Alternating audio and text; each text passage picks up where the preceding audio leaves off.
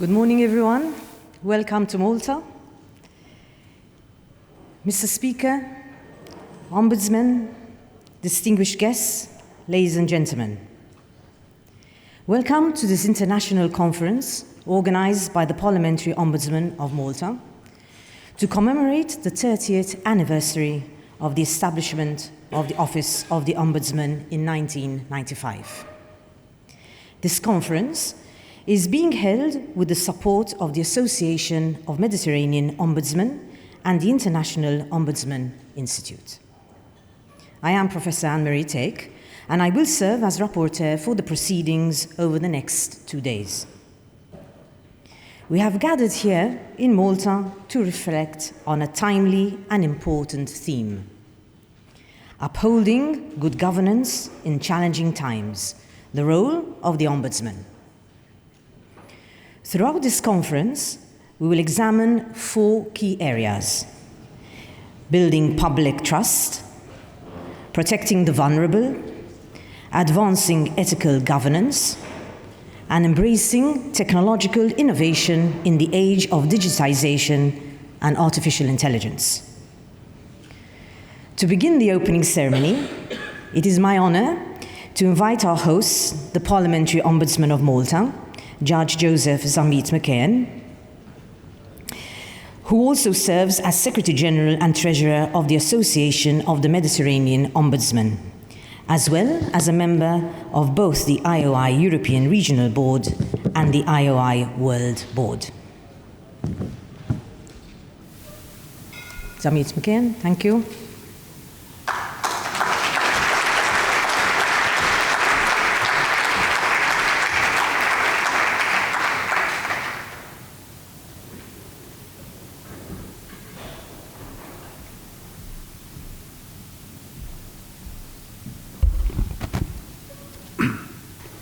Mr. Speaker, Excellencies, colleagues, distinguished guests, a very good morning to you all.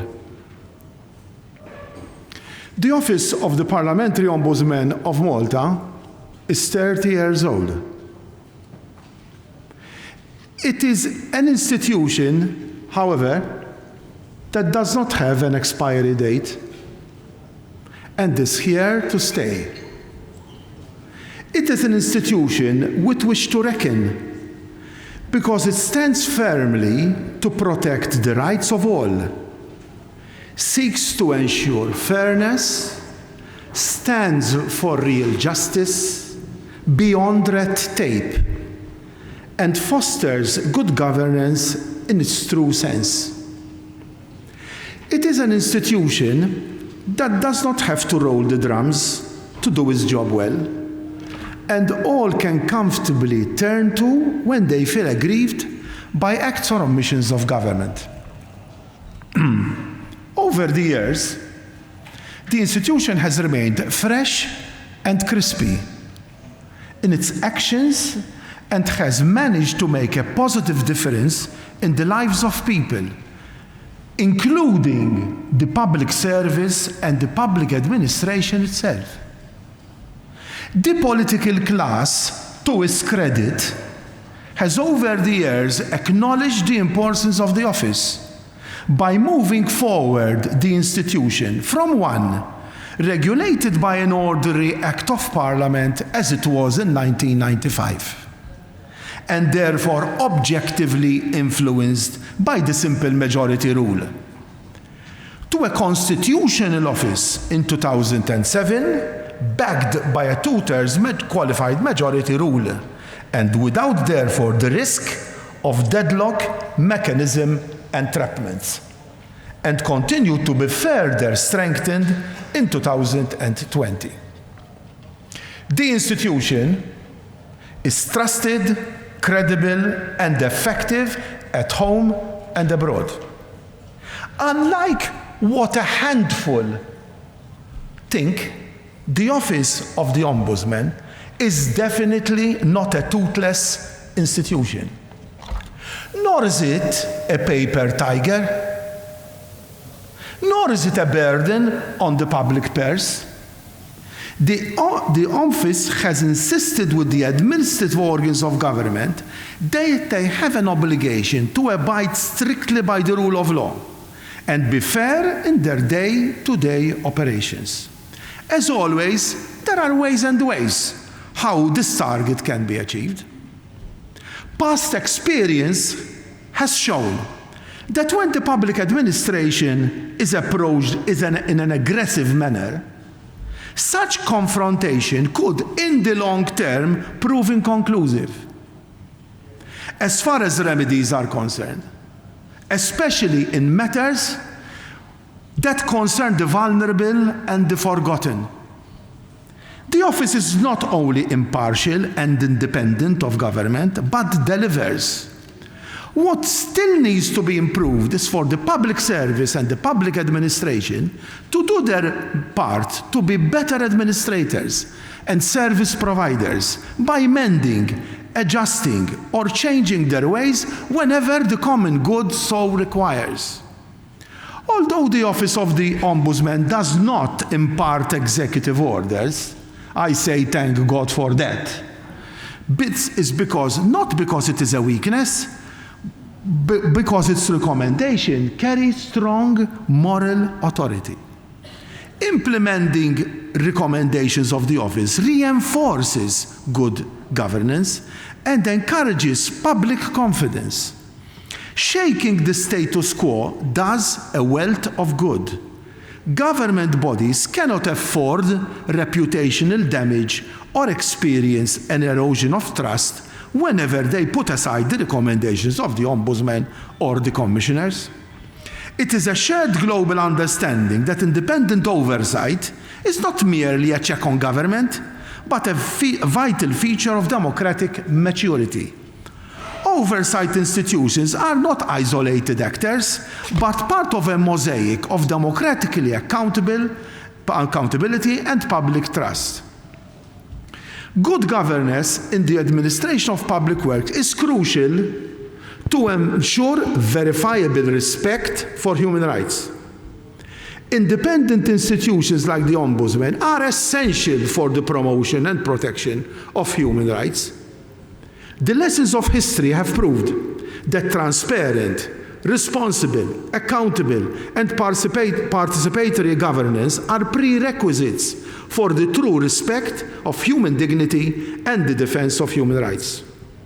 Respect for human rights can only have real meaning when human rights, even the most basic, which for many could mean life itself, can be enjoyed in a practical, day-to-day sense.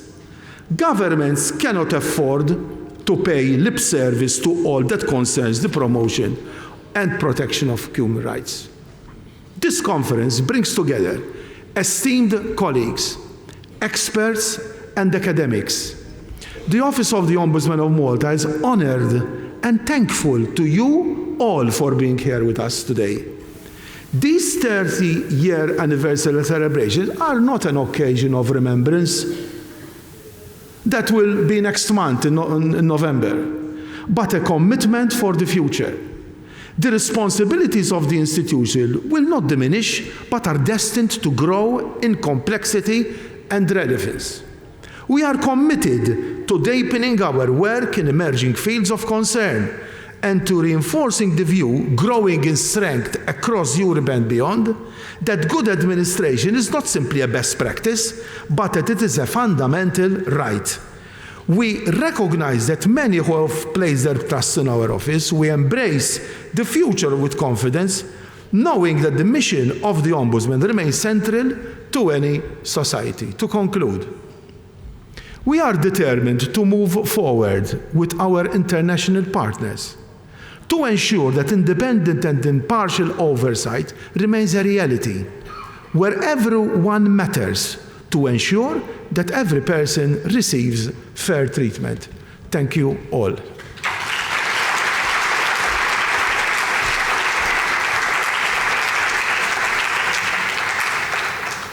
Thank you, Parliamentary Ombudsman of Malta, Judge Joseph Zamit McKeon. Next, I introduce Erinda Balanka, the People's Advocate of Albania and President of the Association of Mediterranean Ombudsmen.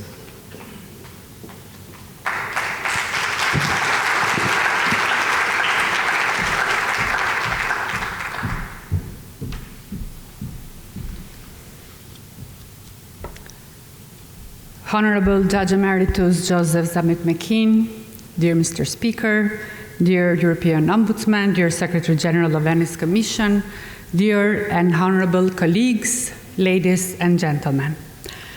First, allow me to thank our host, the Parliamentary Ombudsman of Malta, and his team on the occasion of this 30th anniversary. My thanks and appreciation go beyond this occasion. Through the years, the Ombudsman of Malta has become an international point of reference, not only for its leadership within the country, but for the outstanding contribution related to the international aspects of our work, in particular, the Association of the Mediterranean Ombudsmen. Being in office for more than 8 years, I'm a living witness of the constant growing and influence the reputation of this office in the international fora. And believe me, this is not an easy achievement. To the contrary, it takes a lot of work, dedication, leadership, and even sacrifices to be seen as a reference between equal office holders within different networks. So, double applause for the anniversary and the undisputable reputation.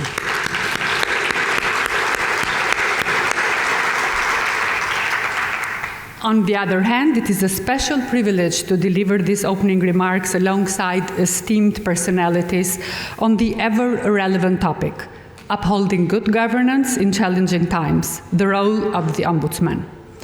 For many of us who were here 2 years ago discussing on a similar theme, it is clear that we have moved from the theme of 2 years ago, the right to good administration, myth, aspiration, or reality, to the upholding good governance in challenging times.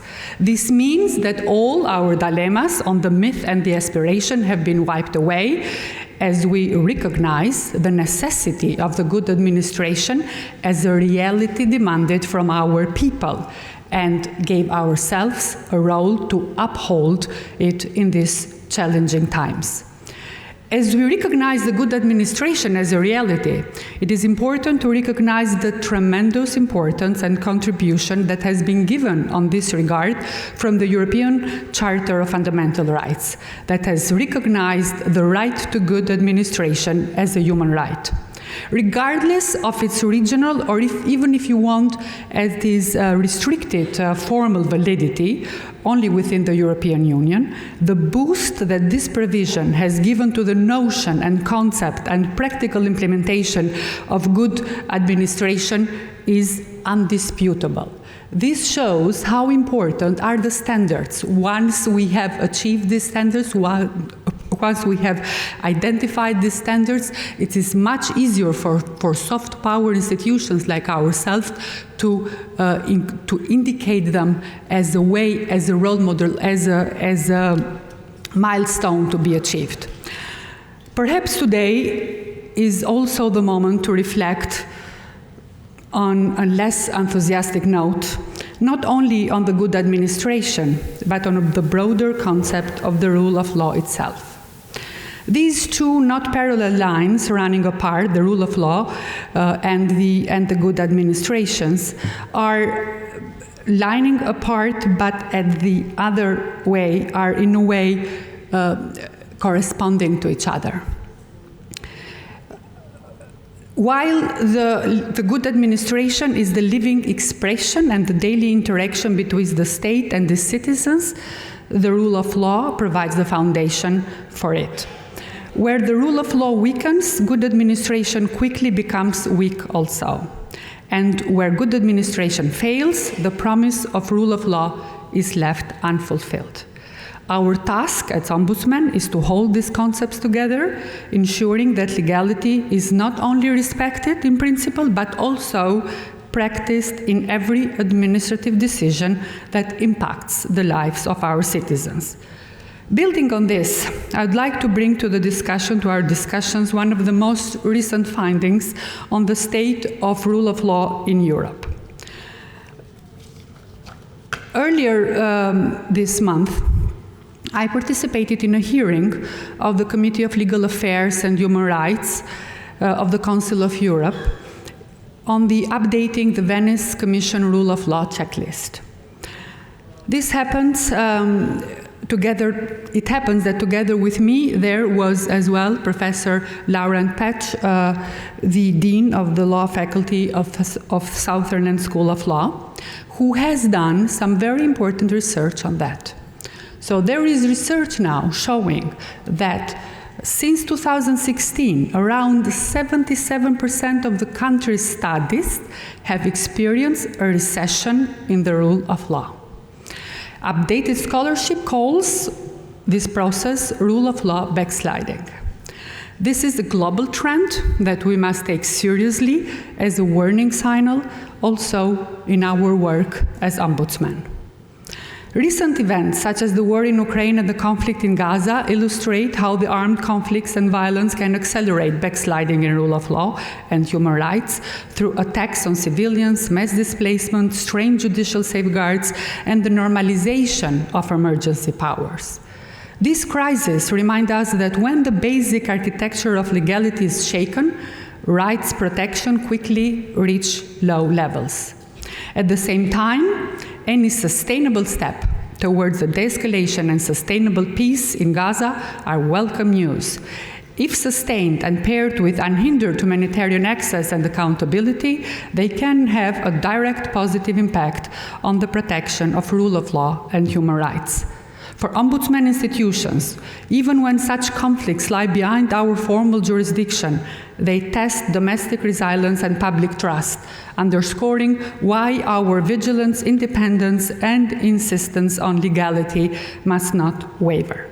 It is precisely here that our role as ombudsman comes in. We are the bridge between the citizens and the administration, but today we must also act as a mirror of the system. We have powerful tools for diagnosis and action. The rule of law checklist of the Venice Commission is a very good standard, a set of questions and benchmarks covering legality, legal certainty, prevention of abuse of power, equality before the law, non-discrimination, and access to justice, the very heart of the list. This instrument was adopted back in 2016, and now we are working on a new updated version of that list. I think it's the case to include the Venice principles on ombudsman institutions too on this rule of law checklist as a benchmark, because how strong we are and how correctly our government treats us, it's as well a very important element of the rule of law. So probably from this fora, it's important, as we have Venice Commission representation as well, to mention this as a good benchmark. Today, however, it's not enough to measure the law on the books. We need to measure the gap between the law on the books and the law in practice. The very approach now proposed for the update of the checklist, as I said, integrating lessons learned from the different court, both the Luxembourg court and the Strasbourg court, on backsliding, posing questions about authoritarian tactics in legislation and emergency powers, and above all, capturing also non-legal developments that undermine standards, from political pressure to smear campaign on judges. As its core, good administration is not a technical rule. It is a moral promise to the citizens and to the state. We, as ombudsmen, must turn that promise into a full, enforceable, and measurable right. We must not allow silence, delay, the lack of reasoning to become the norm. We must protect not only the legal framework, but also the citizens' lived experience at the service desk, on the digital portal, before the regulator, and in a courtroom. Let us use this conference to emerge with a simple but strong commitment from principles to results, to measure, to publish, to correct, to insist. Only in this way we can rebuild trust, the cornerstone of a functioning democracy. I would like to thank you very much for your attention, and I hope that the conference will continue to have such a good impact as it has 2 years ago. But you see, we want to become better, and we are here more the merrier. Thank you very much.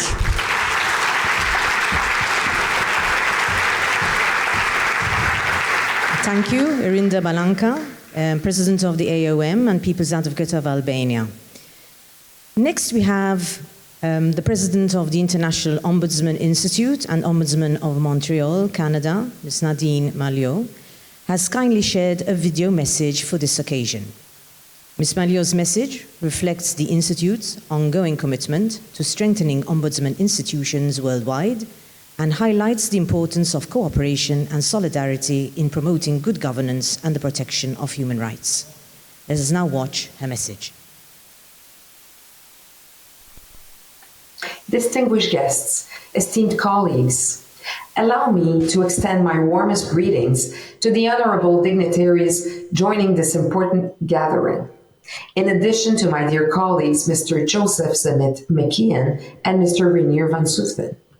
Your presence underscores the strength of our shared commitment to fairness, accountability, and the rule of law. It is both an honor and a privilege as the newly president of the International Ombudsman Institute to address you even from a distance on the occasion of this conference in Malta. This event is particularly significant as it commemorates the 30th anniversary of the Maltese Ombudsman Office, a milestone that speaks volumes about its enduring role as a cornerstone of democratic governance. The theme for this conference, Upholding Good Governance in Challenging Times, the role of the Ombudsman, could not be more timely. Around the world, we find ourselves at a pivotal moment for governance and democracy. Public trust, the very lifeblood of democratic societies, is being steadily eroded by waves of disinformation and deepening polarization, leaving citizens uncertain about the integrity of institutions. At the same time, the growing vulnerability of certain groups reminds us that rights do not enforce themselves. They demand vigilant advocacy and systemic protection.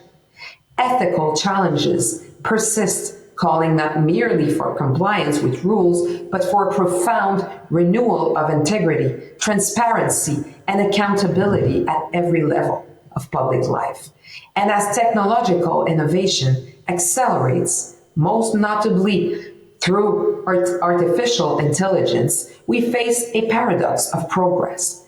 Tools that promise efficiency and inclusion also carry risks of exclusion, bias, and opacity. These realities compel us to reflect: how will ombudsman institutions adapt and lead in this shifting landscape? The answer lies in our courage to innovate without compromising principles, and in our unwavering resolve to ensure that fairness and human dignity remain the compass of governance in every era.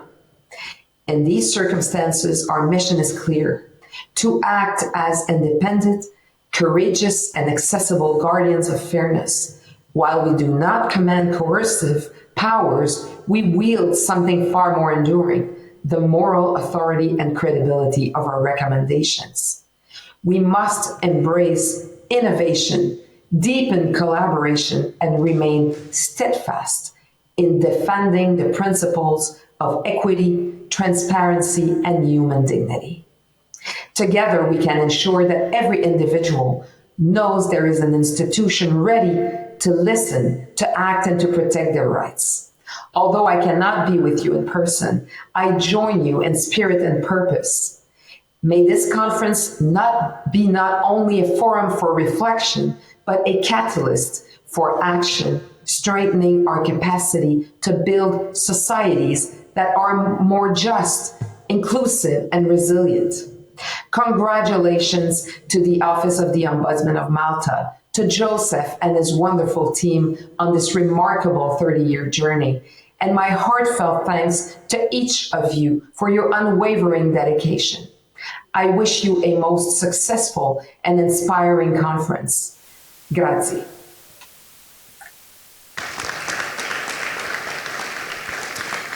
Thank you, President of the IOI, Nadine Malio.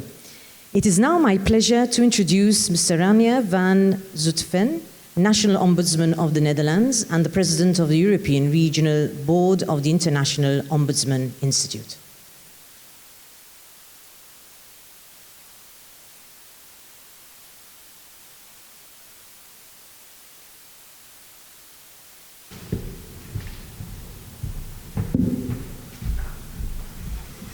Good morning, colleagues.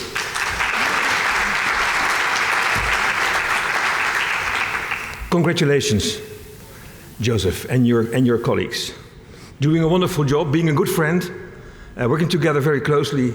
It's really a great joy and pleasure to be here with you today. And I feel honored to be here as the president of the European region of the IOI. You saw our president, and I share her best wishes to all of you. And I hope that you accept my all protocol observed, that I can start now with my few words to tell you.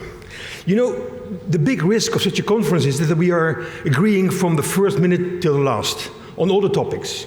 We adhere to the rule of law, we think it's important. AI is a danger, and all this, the constitutional part, the role we play, and then we go home. Let's not do that this time. And I'm sure the program that you made for us is very fit to do more than just agree. And I was thinking on what is it that I would like to tell you? And probably something personal now, in my office, the way I fulfill my job. The way we, in the Netherlands, in my institute, in Europe, by the way, in the same way, are trying to be of importance to our citizens, to the people that live in our countries. The role we play, how we do it. I think we also agree on the fact that something is going on in the world, in Europe, and there's something at stake now. Democracy, rule of law, freedom, equality before the law, the things you mentioned. And we have written them down, you know, in all sorts of texts and declarations and principles. But how to act, what to do, how do we do that then?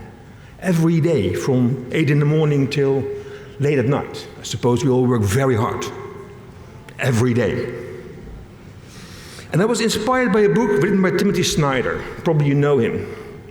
20 lessons, it's called On Tyranny, and I think you should read it. There is a version with only words, but there's also a sort of edition where he also has pictures and drawings to show what the lessons are. That part I even like better than only the written texts.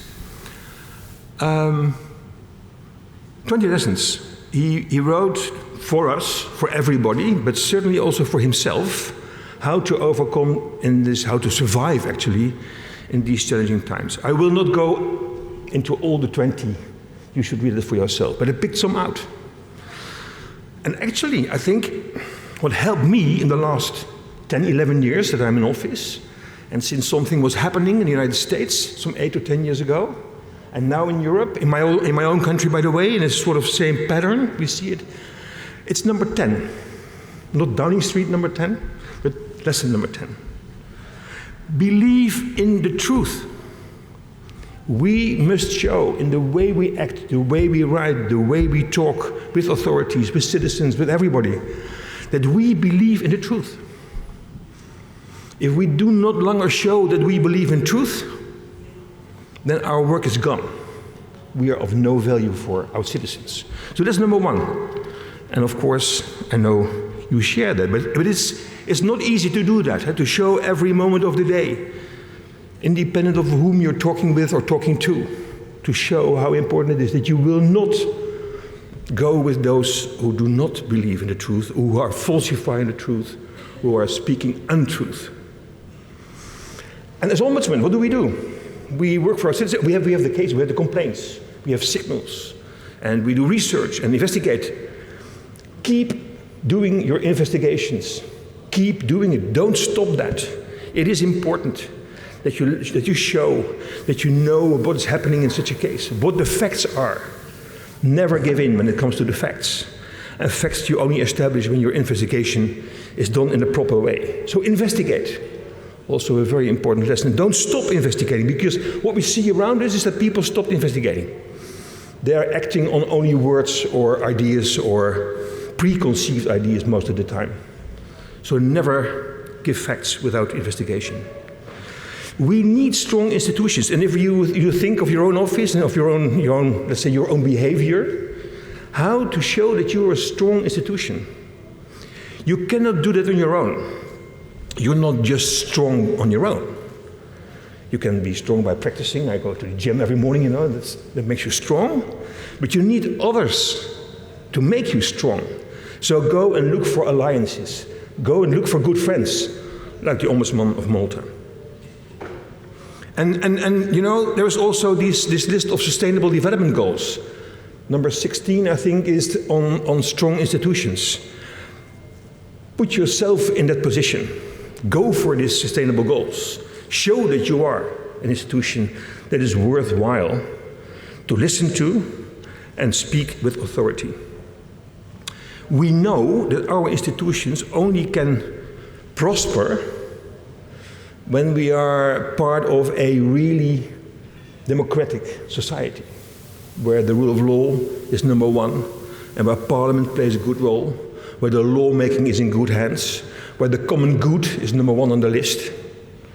We have to be part of that. And if we see others in our home countries or in Europe, and we see them not acting like, you know, contributing to that sort of society, then we should warn them. And we should show to others that they are no longer to be trusted if they do not work with us to uphold the rule of law and democracy. So checks and balances, very important. And we can show as ombudsmen where the checks and the balances are out of balance and where checks are left behind. I think the risk that we act as if nothing is going on in Europe or in the world is rather big. We do still as if we are living, let's say, 10, 12 years ago. We talk to parliamentarians, we talk to ministers, we talk to governments, we talk to populist parties, we talk to everybody, extreme right, extreme left, and we think that it's still as it was in the old days. This is no longer the case. The structures are still there, but underneath, something is going on and going wrong probably. We must be very attentive that our institutions, the way we live, the way we work, the checks and the balances, the truth, is not hijacked by those who do not want to work for the citizens as we would like to do. And this hijacking is sometimes you can see it in the open, and sometimes it's hidden. But we have to be very careful when we talk to people and show them, if they go the wrong way, what's really going on. So, strong institutions in these modern times, you were talking about law in the books, is also law in action. Law in practice, you said, but law in action is even more important. So we use the law to act, and we use the law to act to show that, well, you know this Andersen fairy tale about the emperor with no clothes.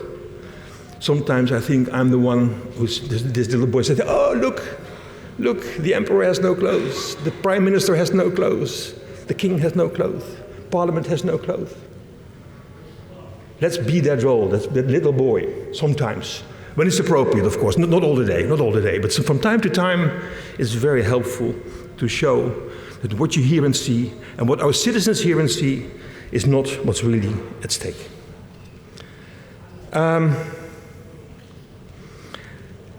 Lesson number 2 in the book of Snyder is defend the institutions. And probably not defend yourself, but choose one that you would like to defend as ombudsman. And I choose in my country, and I wrote it down in a small article I wrote, I'm going to defend my parliament. Because I think if parliament fails, that is to the detriment of all the citizens. And if lawmaking is no longer in good hands, and the policies are not checked, then something goes really wrong, also with our own position.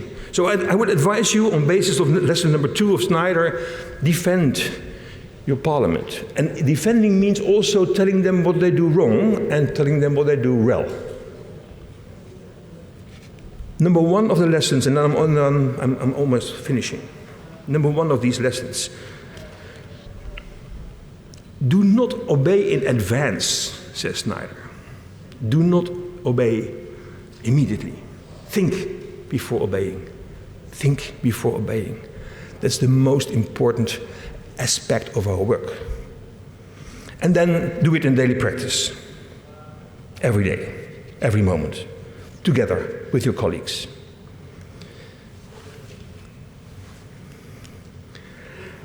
And never forget the citizens. We are working for them. We are working for them. We're doing that because we think if we intervene, if we come in between, if we take action, if we make things better, it's also for them that things get better. And just one individual case can make things better for many more people. So let's never stop in the individual cases. Look the people in their eyes. Ask them what they need, what we can do for them. And probably do it together with them. That's the most important way of making results. So, number 16. And there I almost finished, Joseph. Number 16 is make good friends. And we did. Thank you so much. And then there's one more before there's one more. Be as courageous as you can, please, in these times. It's so important. Be as courageous as you can. Now you can applaud.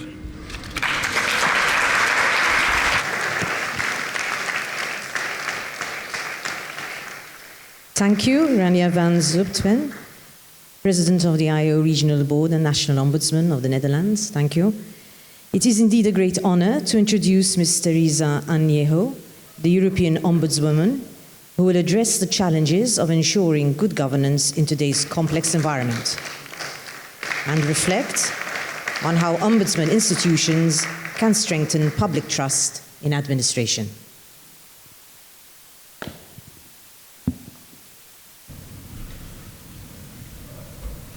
So, dear President of the House of Representatives, Honorable Angel Farrugia, dear Judge Joseph Zamit McKeon, dear Rainier van Zutphen, dear Erinda Valanka, distinguished members of the Diplomatic Corps, dear colleagues, participants, excellencies. Good morning. It is indeed for me a pleasure to be here with you today and to share an EU perspective on the role of ombudsman in these increasingly complex and uncertain times. But before I begin, it is mandatory, allow me to first warmly congratulate Judge Zamit McKeon and his team on the 30th anniversary of the Parliamentary Ombudsman of Malta, a significant milestone and a testament to decades of dedication to public service. Coincidentally, the European Ombudsman is also turning 30 years this year.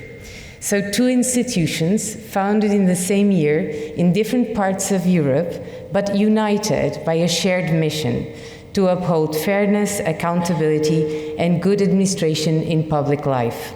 1995 was clearly a very good year for democracy and for the citizens. But since then, the world has changed dramatically. And it is my firm belief that the role of ombudsman is becoming more central than ever. From a once-in-a-lifetime pandemic to climate-driven natural disasters and the growing security concerns for the Union, from war breaking out on European soil to energy shocks and global trade tensions, it often feels as though we barely have time to catch our breath before the next crisis hits harder. On top of all this, a technological revolution is going in front of our very eyes, especially the rise of artificial intelligence. That is transforming exactly how we live, how we work, and even how we connect with one another. Times of uncertainty, times when citizens naturally look to public institutions for guidance, protection, and reassurance. And here lies the paradox. Just when the institutions are most needed, trust in them is running dangerously low.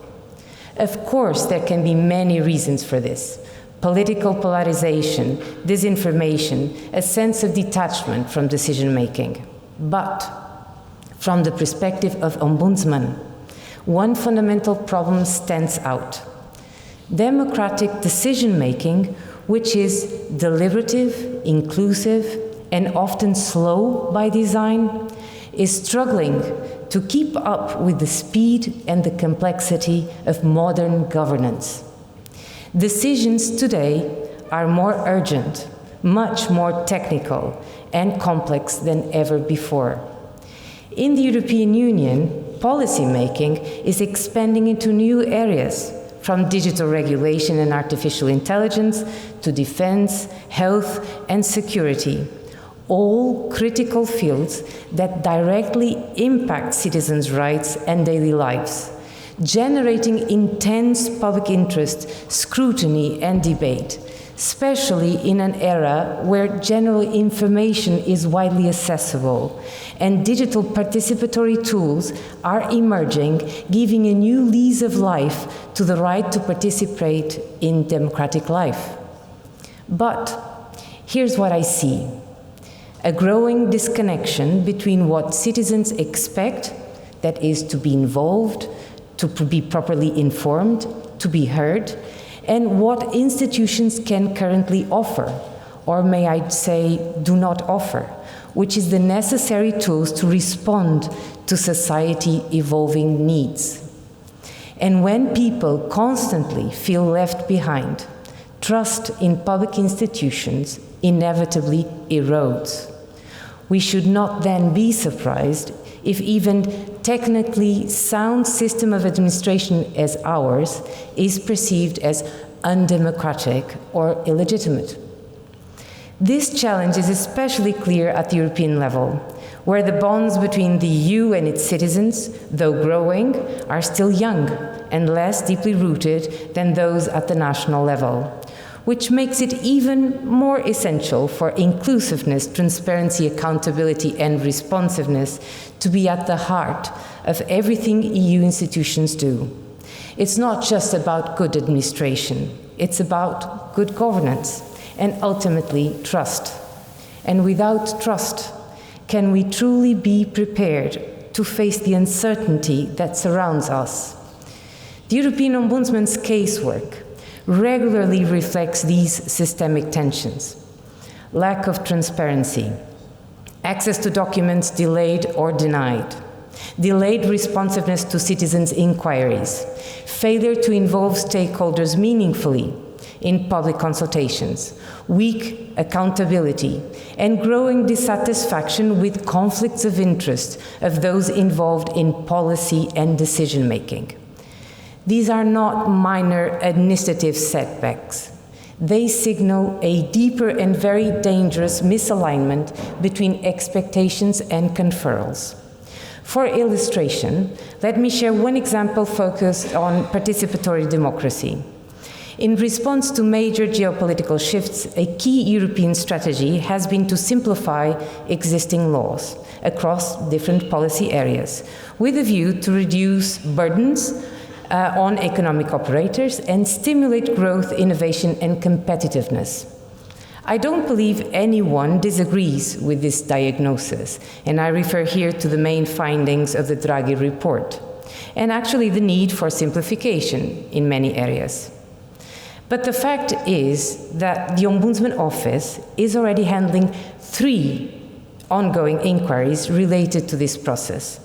All of them, with some variations, question the urgency that led to doing away with essential elements of the Union's rule-making process, as carrying out public consultations and impact assessments.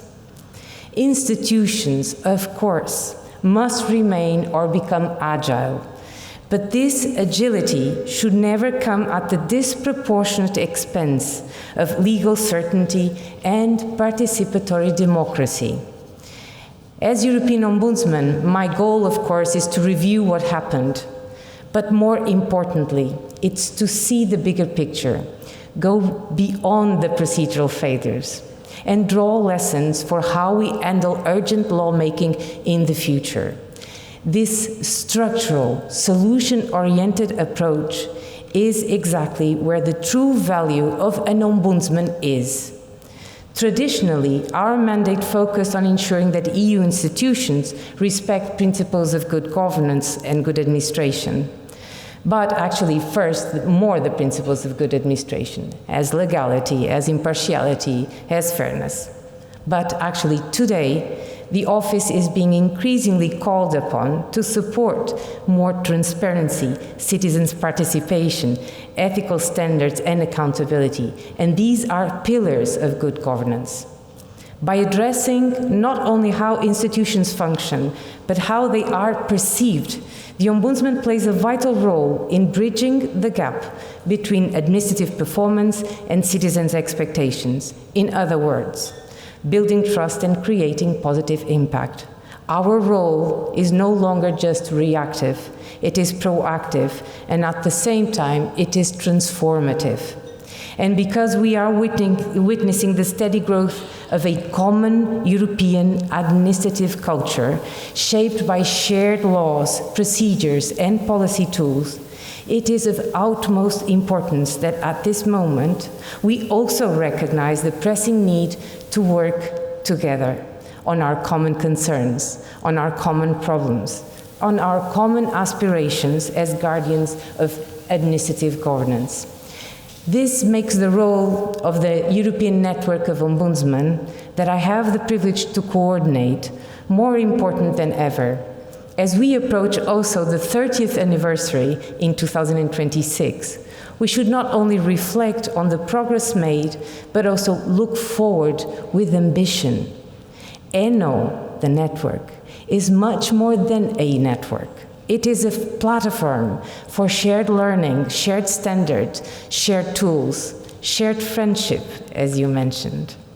It is through this collaboration that we can strengthen our collective capacity to defend not only good administration, but to actively promote good governance in a rapidly changing Europe. So, dear colleagues, I end with this call to action, this commitment to the future, this prelude, as yesterday was mentioned. By standing together as ombudsmen, as oversight bodies, as a bridge between institutions and citizens, we can help ensure that even in times of uncertainty, governance in Europe evolves in a way that is not only efficient and effective, but also participatory and worthy of citizens' trust.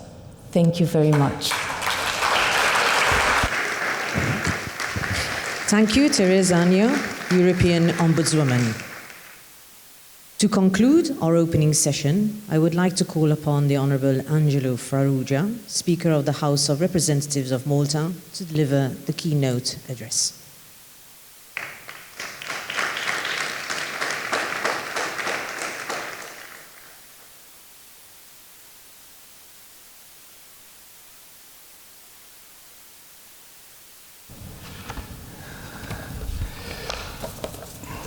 Excellencies, distinguished Ombudsmen and Commissioners, honorable ladies and colleagues, ladies and gentlemen, we gather under the theme Upholding Good Governance in Challenging Times, the role of the Ombudsman.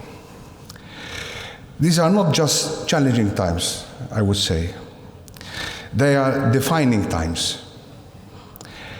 Across the world, citizens see abuse unpunished, decisions hidden in shadows, and truth strained by convenience. And yet, they also see one figure. They see one figure, which still stands unbending, and this is the Ombudsman. And I have said it before. I'm looking at my good friend, the Ombudsman of Malta, Zamit McKean, judge, because I said it also in Parliament. And I quote what I said. I said, an Ombudsman office, and I quote, is not simply a listening post for complaints, of course. It is, at its own, an institutional conscience. Its loyalty on not to noise, not to functions, not to shadows, but to the people and the truth, which you mentioned. That's what I said in Parliament a couple of months ago. And I've also said, and I repeat, and I have stand for these words, I said truth, because there is only one truth. Let us remember, it is the one thing that no institution, no narrative, of course, and no political preference can ever overturn. However, when you think about this is why ombudsmen exist. Not to comfort the powerful, of course, they don't need that. But to confront them, you have to have the courage. You mentioned that in part of your speech in the very end. Not to echo parliaments or governments, but to speak with the voice of the people when all other voices are ignored. But conscience without courage is silence. And integrity must be felt in every action, not claimed in every speech. So, citizens, I'm sure about this, and I've experienced myself also as a Speaker of the House sometimes, citizens will never be convinced by words alone. They demand to see integrity in action. And they measure us, each one of us, by whether their rights are respected, whether their dignity is protected, and their trust is honored. And I've also made this clear in Parliament. I said Parliament has a constitutional duty to ensure that the institutions of accountability remain strong and independent. And this holds, of course, for the office of the Ombudsman. This is not a formality, I would say. It is the difference between democracy that breathes and democracy that suffocates.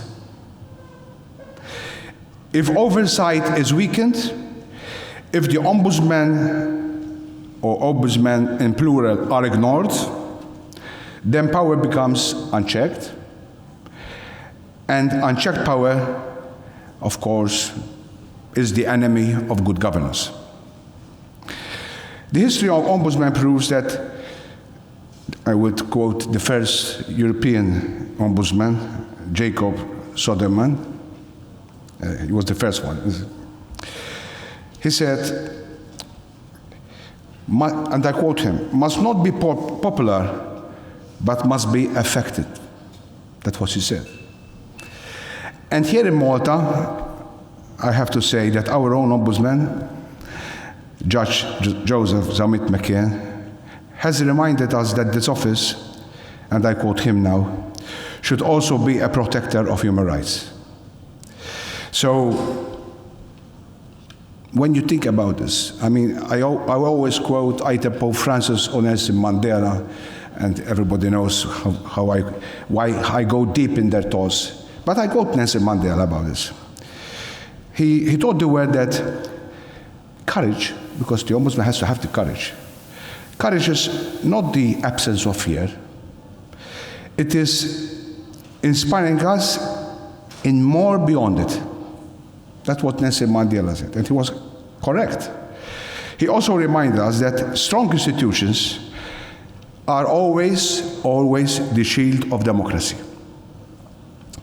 So these truths, whether we quote Mandela and others, but definitely these truths, apply directly to the ombudsman.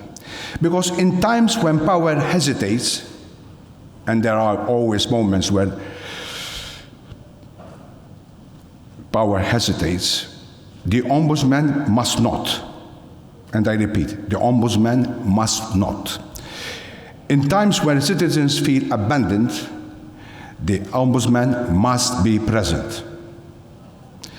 And in times when shadows fall across governance, the ombudsman must be the light. And let me state this in words that cannot be dilated. I would say, I'll put it very clearly. Wherever wrong is allowed or allowed to hide, power becomes fiction. So let the law be our compass. Let truth be our defense. And let accountability be our shield. I would say Mr. Citizen, whoever he is, does not care about excuses. He does not applaud speeches. I mean, he demands results. That's what he wants. He demands results. He demands the Ombudsman to fight for him when his voice has been silenced. He demands that parliaments give weight to the Ombudsman word or report, sometimes detailed reports, not to relegate it to polite nods. He demands the citizen that government respect the independence of oversight and not undermine it. In fact, I come what I'm doing in Parliament, we are addressing you here in this very important conference. Of course, Judge Zamet McKeon knows what I'm going to say. As Speaker of the House, I have constantly insisted the need to involve Parliament in the minority of those cases where the authorities, notwithstanding the recommendations of the Ombudsman, where the authorities fail to implement the Ombudsman's final recommendations. All such cases, of course, are reported to me by the Ombudsman, and procedurally I table them in Parliament. And let's put it that way. You put them there, they are for the discussion or for the reading of the parliamentarians, for the acknowledging of whatever there is report. But sometimes the way the procedure is carried out is simply like shelving the reports. But they are not debated. I'm talking about the minority, a very small minority, I mean a very small percentage, but they are there. So I insisted that this procedure should be ameliorated. We should have a parliamentary committee, whatever parliamentary may be also the House Business Committee, where we have time for those parliamentarians to discuss those reports. After all, I would say, when a recommendation is put forward by the Ombudsman, a parliamentary office, it carries weight. It does not come from the desk of a simple clerk,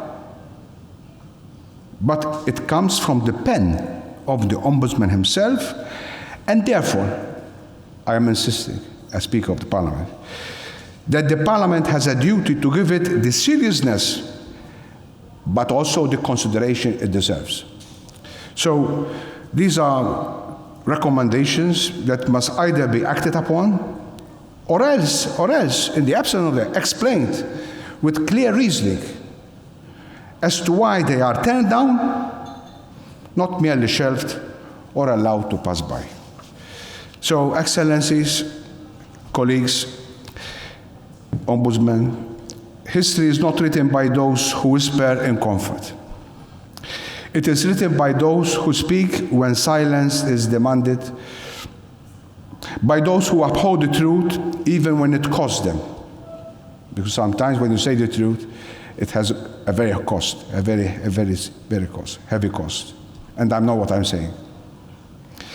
By those who uphold the truth even when it costs them all the way.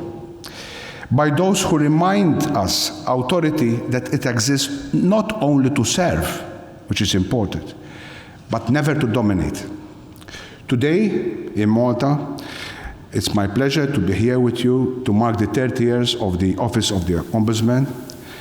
Let this not be a celebration of the past, which is important, of course, but let us be a command for the future.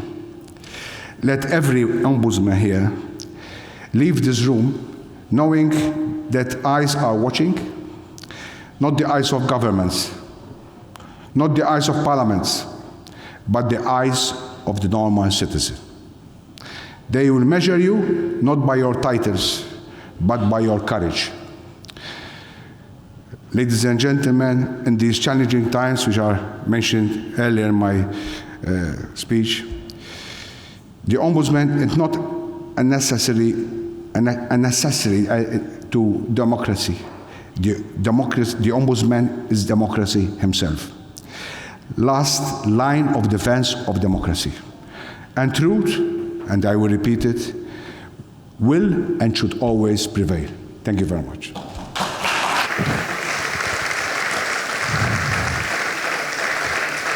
Thank you, Speaker of the House, the Honourable Angelo Farrugia. As we conclude our opening remarks, I'd like to extend my sincere gratitude to our distinguished speakers for their insightful contributions. Now I invite everyone to enjoy a coffee break and some networking. Please be ready to reconvene in 20 minutes for the commencement of the plenary session 1. Thank you.